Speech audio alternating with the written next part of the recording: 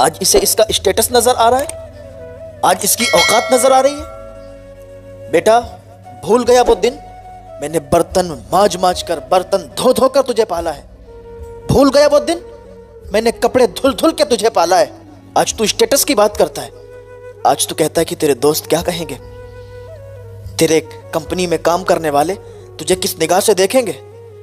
भूल गया वो दिन जब तेरी माँ दूसरों के घर में बर्तन धो धो कर तुझे पालती थी। भूल गया वो दिन, भूल गया जब तेरी माँ ने दूसरों के घर नौकरी की है, तो वो दिन भूल गया। बेटे ने कहा, माँ मैं कुछ नहीं जानता, वो तेरी जिंदगी थी माँ, ये मेरी जिंदगी है और मैं अपनी जिंदगी खुद जीऊंगा। मैं अपनी खुद की पसंद की लड़की से शादी करूंगा। माँ, मैं तुम्हारी पसंद की लड़की से और गरीब लड़की से शादी नहीं करूंगा। माँ के पैरों के नीचे से जमीन खिसक गई। माँ का कलेजा मुंह को आ गया। माँ ने अपने दिल पे हाथ रखा। वालिदैन की खुशी किस में होती है? औलाद खुश रहे। माँ ने कहा, कोई बात नहीं बेटा, अगर तुम शादी नहीं करना चाहते हो तो मत करो, तुम बता दो अगर कोई तुम्हारी नजर में हो। उसने कहा, माँ अभी तो कोई नहीं है, लेकिन मैं जब शादी करूंगा ना, ऊंचे स्टेटस वाली से करूंगा। अच्छा पैसा होगा जिसके पास, जिसका नाम होगा, रुतबा होगा, उसके साथ शादी करूंगा। माँ मैं ऐसे किसी के साथ शादी नहीं करूंगा। माँ ने कहा, ठीक है, कर लेना अपनी मर्जी से, ले आना ऊंचे स्टेटस वाली को, मुझे कोई एतराज नहीं है। मुझे तुम्हारी खुशी में ही मेरी खुशी है। माँ ने कह दिया, लेकिन बाद में अंदर जाके इतना रोई कि या अल्लाह, मैंने अपने बेटे को पालने में कोई कमी बाकी नहीं रखी। मैंने खुद लोगों के घरों पर कपड़े धोए, बर्तन धोए, लोगों के यहाँ नौकरी करके इसे पाला, लेकिन आज इसने मेरा भी दिल तोड़ा, मेरा भी दिल दुखाया और मेरी होने वाली बहू का भी दिल तोड़ा, यानी अपने मामा की बेटी का भी दिल तोड़ा। वो गरीब है, उसके पास पैसे नहीं है, उसके पास इतनी शोहरत नहीं है, लोग उसे जानते नहीं है। वो एक गरीब परिवार की लड़की, आज उसने उसे ठुकरा दिया। एक बात याद रखें, माँ बाप की दुआओं में और बद्दुआओं में बड़ा असर होता है। माँ बाप अगर अपने बच्चों के लिए बद्दुआ कर दें तो वो बच्चा कभी भी कामयाब नहीं हो सकता। माँ बाप अगर अपने बच्चों के लिए दुआ कर दें तो उसकी फिर बुलंदियों से उसे कोई रोक नहीं सकता। याद रखें ये बात। उसने कहा, माँ मैं जब शादी करूंगा आपको बता दूंगा। उसका काम अच्छा चलने लगा, उसे शहर में जॉब लग गई, शहर में चला गया। उसने कहा, माँ चलो शहर में चलते हैं, वहाँ हमारा काम है, वहीं हम लोग रहेंगे। मैंने कहा, ठीक है कोई बात नहीं, चलो बेटा। माँ तो माँ थी, बेटे की खुशी में ही उसकी खुशी थी ना। शहर में चली गई। शहर में जाने के बाद वहाँ एक घर किराए पर ले लिया, वहाँ रहने लगे, रेंट पर रह रहे थे। थोड़े दिनों के बाद उसने अपनी ज़मीन ले ली, उस पर अपना घर बनाया और उस घर में रहने लगे। उस घर के सामने एक और घर था, वहाँ लोग रहा करते थे। एक लड़की, जवान लड़की वहाँ रहती थी। इसकी नज़र एक दिन उस पर पड़ गई, इसका दिल उस पर आ गया। धीरे धीरे बात शुरू हुई और बात यहाँ तक पहुँची कि दोनों में प्यार मोहब्बत शुरू हो गया। दोनों में प्यार मोहब्बत, अब इनका मिलना जुलना होने लगा। एक दिन वो अपनी माँ के पास आया और कहने लगा, माँ ये जो सामने घर है ना, यहाँ पर एक लड़की रहती है, मैं उससे प्यार करता हूँ। माँ मैं ये चाहता हूँ कि उससे शादी करूँ, आप रिश्ता लेके जाओ ना। माँ तो माँ थी, वो सोचती थी कि मैं अगर इसे मना करूँ ये फिर मुझे डांटेगा और मेरी बात तो मानेगा नहीं, क्योंकि जब इसने मेरी पहले ही ठुकरा दी बात है, तो अब मैं इसके सामने अपनी बात रखकर क्या करूँगी। उसने कहा, ठीक है। माँ सामने रिश्ता लेके गई, माँ ने बात की, वो लोग राज़ी हो गए। उन लोगों ने कहा, ठीक है, मुझे कोई एतराज़ नहीं, लड़का नौकरी करता है, जॉब करता है, अच्छे पैसे कमाता है, मुझे कोई एतराज़ नहीं, मैं शादी कर दूंगा। उन लोगों ने राज़ी हो गए और शादी फिक्स कर दी। लड़के की शादी हो गई। माँ खुश थी कि चलो शादी कहीं करी, इसने करी तो शादी हो गई। अब क्या तमन्ना होती है माँ की? क्या तमन्ना होती है कि बुढ़ापे में अब हमारा पोता हमारे साथ खेले। शादी हो गई और कुछ दिनों के बाद फिर इनके यहाँ एक बच्चा पैदा हुआ, लड़का पैदा हुआ। दादी बहुत खुश थी, हमारा पोता आ गया। अब हर वक्त वो पोते के साथ लगी रहती, पोते को खिलाना, पोते को नहलाना, पोते का सारा काम पोते का वो संभाल रही थी। एक दिन इसकी बहू इससे कहने लगी कि देखो अम्मा, आप ना मेरे लड़के को हाथ मत लगाया करो, मेरे लड़के को बीमारियां हो जाएंगी। आप हो गई हो बूढ़ी, आपके हो गई है बीमारी, आप खांसती भी रहती हो, आपके और भी बीमारियां होंगी। आप मेरे बेटे को खिलाओगे ना, बीमारी हो जाएगी इसे। आप ना मेरे बेटे से दूर रहा करो।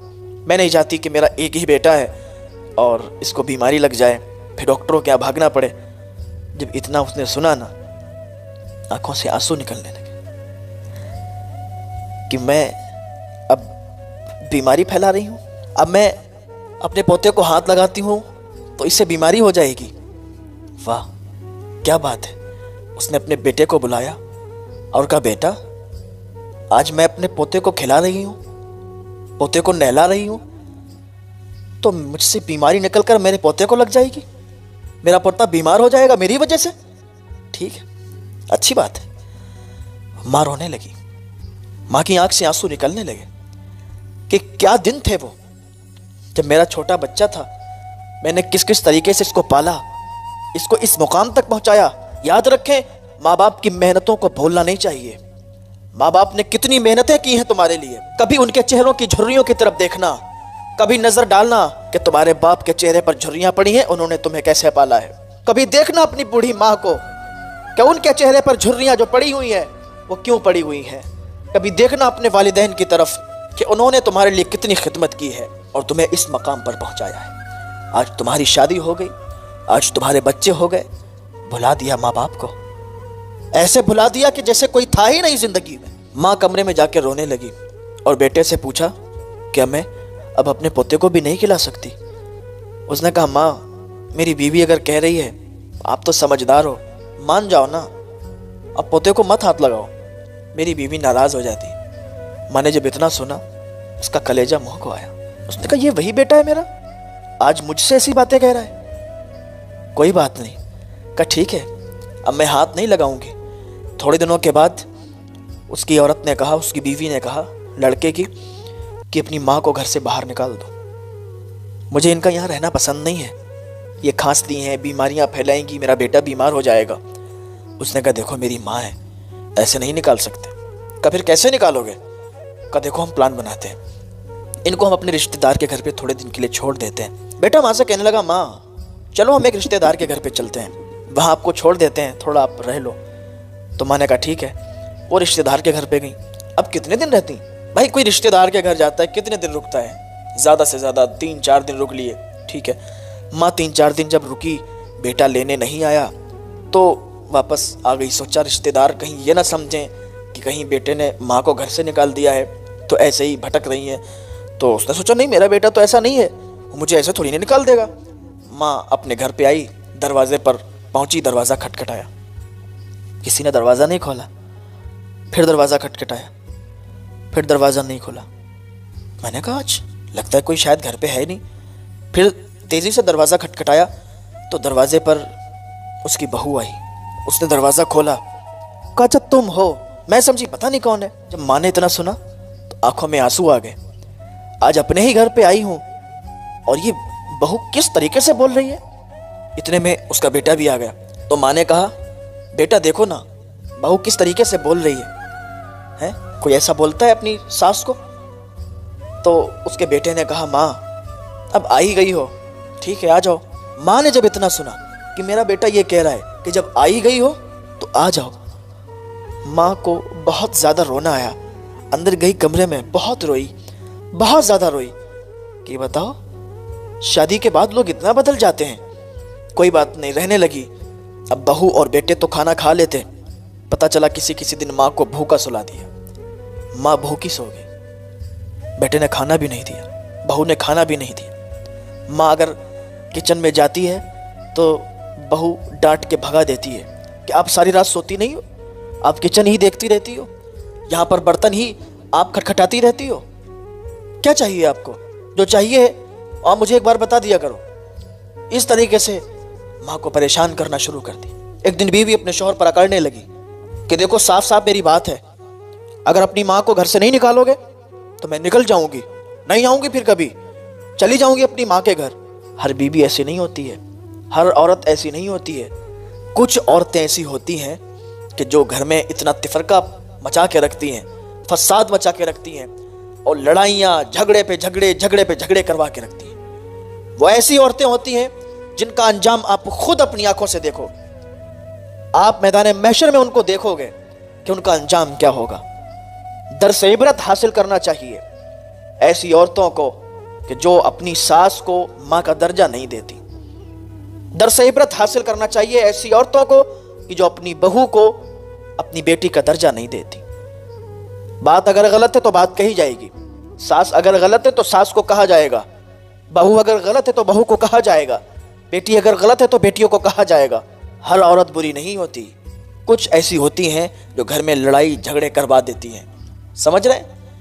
तो इसने जब डांट कर अपने शौहर से कहा कि मैं चली जाऊंगी अपने मायके, फिर नहीं आऊंगी, आप मुझे बुलाते रहना, मैं नहीं आऊंगी। उसने कहा बीवी क्या बात हो गई? कहा अपनी माँ को घर से बाहर भेजो, मैं इनको इस घर में नहीं देखना चाहती, मैं इसमें अकेली रहूंगी, मैं इनके साथ नहीं रहना चाहती, मुझे नहीं अच्छा लगता ये मेरे घर में रहती हैं। कहा अच्छा चलो ठीक है, इनको कहीं छोड़ के आते हैं, प्लान बनाते हैं। बताओ, आज बेटा अपनी माँ को घर से बाहर निकालने के लिए प्लान बना रहा है, आज बेटा अपनी माँ को घर से ले जाने के लिए प्लानिंग कर रहा है, अपनी बीवी के साथ मिलकर अपनी माँ को घर से बाहर भेज रहा है। क्या बात है? ये इतने लोग क्यों बदल जाते हैं? क्या इनके दिलों में पत्थर रखा हुआ है कि अपनी बीवी के प्यार में आके अपनी माँ को अपने घर से बाहर निकाल रहे हैं? अपनी बीवी के प्यार में आके अंधे हो चुके हैं, जो अपनी माँ की अजमत नहीं समझते। ये वो माँ है कि जब नाराज हो जाती है तो अल्लाह भी नाराज हो जाता है। माँ नाराज हो तो कोई दुआ भी कबूल नहीं होगी आपकी, याद रखें ये बात। उसने कहा हम प्लान बनाते हैं, हम इनको निकाल के रखेंगे। माँ से कहा माँ आप तैयार हो जाओ, हम एक दावत में चल रहे हैं। माँ खुश हो गई, आज बेटे के तेवर बदले हुए हैं, आज बेटे का रंग बदला हुआ है। बहू ने भी बड़ा प्यार से कहा माँ चलो ना। उसने कहा आज इतना प्यार, आज तो बहुत ज्यादा तेवर बदले बदले लगते, बेटे को भी प्यार आ रहा है, बहू को भी प्यार आ रहा है, क्या बात है? कहा चलो ना एक दावत में चलते हैं। माँ तैयार हो गई और तैयार होने के बाद माँ को साथ में ले लिया, गाड़ी में बिठाया और बिठाने के बाद चल दिए। गाड़ी एक जगह पर रुकी, माँ ने आंख उठाकर देखा, लिखा था ओल्ड हाउस। ओल्ड हाउस के करीब गाड़ी रोक दी, माँ को उतारा। माँ समझ गई कि घर से बाहर निकालने की पूरी प्लानिंग इन लोगों ने बनाई है, लेकिन माँ ने कुछ नहीं बोला। माँ समझ गई है हमें ओल्ड हाउस लाए हैं, माँ ने कुछ नहीं बोला। उसने सोचा अगर मेरा बेटा इसी में खुश है तो ठीक है, मैं छोड़ दूंगी घर, रह लूंगी यहाँ, बस मेरा बेटा अच्छा रहे, मेरा बेटा खुश रहे। चली गई ओल्ड हाउस। अब ये वापस जा रहा था, दिल में ये सोच रहा था कि आज मैंने कुछ गुनाह तो नहीं कर दिया, आज मैंने कोई जुर्म तो नहीं कर दिया। अपनी माँ को अपने ही हाथों से मैंने अपने घर से बाहर निकाल दिया, माँ को ओल्ड हाउस छोड़ दिया। इसी कश्मकश में था, ये सोच रहा था, अब इसी कश्मकश में था, ये सोच रहा था कि अचानक से आवाज आई, रुको रुको रुको, देखो सामने ट्रक। इतनी आवाज आई कि इसने ब्रेक लगाए और पूरी गाड़ी नाची और ट्रक में जाके लग गई, ट्रक में लड़ गई, गाड़ी भरता बन गई, बीवी वहीं पर मर गई। ये बच्चा, इसकी टांगें टूट गईं और इसका बच्चा सलामत रहा। जल्दी से हॉस्पिटल ले जाया गया। हॉस्पिटल में जब इसका इलाज चल रहा था, माँ की याद आ रही थी। कह रहा था माँ मैंने तेरे साथ अच्छा नहीं किया, माँ ये जो आज मेरा एक्सीडेंट हुआ है ना, ये मैंने तेरे साथ बुरा किया, इसी वजह से मेरे साथ ऐसा हुआ। माँ मैं तेरा गुनहगार हूं, माँ मैं तेरा मुजरिम हूं। आज जो मेरे साथ ये हादसा हुआ, माँ ये कुछ नहीं है, मैं तो बहुत बड़ा मुजरिम हूं, मैं तो बहुत बड़ा गुनहगार हूं। माँ मैंने तेरे दिल को दुखाया है। माँ को जब पता चला, माँ दौड़ती हुई आई और बेटे का ये हाल देखा, कहा मेरे बेटे तेरे साथ ये क्या हो गया है? माँ ने अपने बेटे को सीने से लगाया, क्योंकि माँ माँ होती है, माँ का प्यार बहुत निराला होता है। जब ये बिछड़ जाती हैं तो फिर रेशम के तकियों पर भी नींद नहीं आती। माँ को अपने बेटों से, अपने बच्चों से कितना प्यार होता है कि इतना सब कुछ कर दिया, फिर भी माँ की ममता में कोई कमी नहीं आई। बेटे को सीने लगाया, कहा बेटा तूने गलत किया था, इसी वजह से तेरे साथ ऐसा हुआ। तो मेरे दोस्तों, मेरे भाइयों, कभी माँ को तकलीफ मत पहुंचाना, कभी भी बाप को तकलीफ मत पहुंचाना, क्योंकि माँ बाप को जो तकलीफ देता है उसे दुनिया में भी तकलीफ मिलती है, उसे आखिरत में भी तकलीफ मिलती है। माँ बाप की जितनी खिदमत कर सको, माँ बाप की खिदमत करो।